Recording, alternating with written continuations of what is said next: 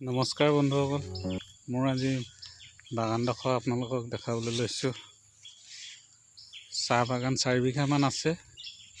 আপোনালোকক তাকে ভিডিঅ'টোৰ জৰিয়তে দেখাবলৈ লৈছোঁ।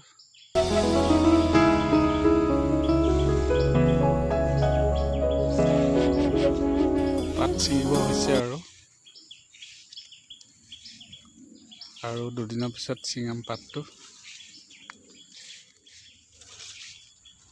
এতিয়া বাগানখন চাওঁ আহক।